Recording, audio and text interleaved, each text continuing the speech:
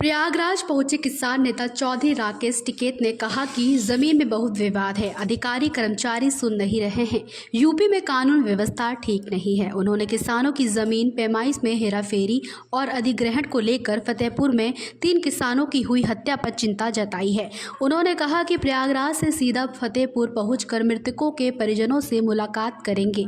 उन्होंने कहा कि इस सरकार में किसानों पर हो रहे अत्याचारों के खिलाफ एक बड़े आंदोलन की जरूरत है, जिसको लेकर 8 तारीख को प्रयागराज में शुरुआत किया जाएगा। उन्होंने वाराणसी में छात्रा के साथ हुए गैंगरेप के सभी आरोपियों की जल्द गिरफ्तारी किए जाने और आरोपियों की कड़ी से कड़ी सजा दिए जाने की मांग की है। लोगों से मिलते हुए किसान नेता चौधरी राकेश टिकैत प्रयागराज के रास्ते फतेहपुर के लिए रवाना हुए। उन्होंने कहा कि जिस परिवार के 3 लोगों की हत्या हुई वे उस परिवार से मिलेंगे, मुआवजे की मांग के साथ सुरक्षा की मांग करेंगे। उन्होंने कहा कि ऐसी जघन्य हत्या करने वालों को भी वही सजा सरकार दे जो दूसरों को देती है। मुद्दों को लेकर के किसानों को लेकर देखो, यहाँ का भी इशू है। फतेहपुर का अभी जो 3 लोगों के मर्डर करे हैं तो उनके परिवार से मिलने जाएंगे वहां पे। और यहाँ के भी इशू है।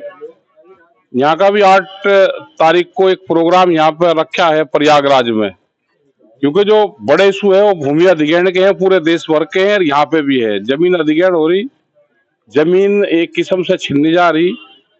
जो तहसील के काम है, एक षड्यंत्र है ये कि जमीन एक दूसरे के नाम पर चढ़ा दी। क्या ये मकसद है कि किसान इकट्ठा ना हो और ये आपस में ही भाई से भाई को लड़ता रहे? किसी के नाम पर 20 बीघे जमीन आनी थी, उसके 5 चढ़ा दी, दूसरे वाले के 17 चढ़ाई दी। तो ये जो बड़ा घोलमेल हो रहा है, अधिकारी कर्मचारी सुन नहीं रहे। अगर नपाई होनी है किसी की, मपाई होगी, किसान वहां पे चक्कर काटो जाओ, अधिकारी कर्मचारी उसकी मपाई नहीं करेंगे खेत की, लेकिन कोई व्यापारी हो उसकी तुरंत मपाई होगी। तो ये जमीन छीनने का एक षड्यंत्र पूरे उसमें चला हुआ है। यही सारे इशू है। यहाँ पे एक बड़े आंदोलन की जरूरत यहाँ प्रयागराज में भी है। आज भी एक युवक को यहाँ पर जिंदा जलाया गया है। जिंदा जलाया गया, बिल्कुल कानून व्यवस्था फेल है। ये वैसे ही कह रहे ऊपर से कि कानून व्यवस्था ठीक चल रही, वो नहीं चल रही है। पूरी इनकी जांच होनी चाहिए, जैसे उसको जलाया है और जैसे सरकार दूसरों के साथ में काम कर रही, तो ऐसे ही कोई भी अगर जिन्हें अपराध करता है तो उसको जैसे दूसरों को सजा दे रही उनको भी दे दो। यूपी कानून व्यवस्था ठीक नहीं है। आपके दूसरों का मतलब क्या है? दूसरों का मतलब हमने वो जो शब्द है वे ब्लैक लिस्टेड कर दिए, हिंदू मुस्लिम और वक्फ बोर्ड, ये हमने किसान संगठन ने ब्लैक लिस्टेड में डाल दिए। जो शब्द आप पूछना चाह रहे हो वो ब्लैक लिस्टेड है। एनकाउंटर होना चाहिए आपके कहने का मतलब? करें, वो कहने की जरूरत नहीं है। तो सब जैसे जो पहले से व्यवस्था चल रही आप उसी पे ही काम करो ना, पक्षपात क्यों करते हो?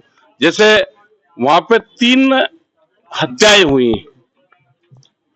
तो दोनों सजा उनको, जैसे और देते हैं वो सजा, तो दोनों को भी। आप जा रहे हैं मौके पर? हाँ जाएंगे, हम पूरे परिवार से मिलेंगे और मिल पाएंगे। फिर शाम को मांग करेंगे? मांग ये, एक तो मुआवजे की मांग उनकी हो, एक उनकी सुरक्षा की मांग हो, क्योंकि गवाह होंगे तो उनकी जिम्मेदारी प्रशासन की बनती है कि गवाहों की हत्या ना हो। ये परंपराएं यहाँ पे हैं कि जो गवाह रहता है इस तरह के उसमें, तो उनकी भी हत्याओं की आशंका बनी रहती है। हाल ही में वाराणसी में जो भी चीज हो रही है ये गलत है। गैंगरेप हुआ है तो उसकी भी सजा है। किसी के भी साथ में गैंगरेप हो तो उसका जीवन तो बर्बाद होता ही है।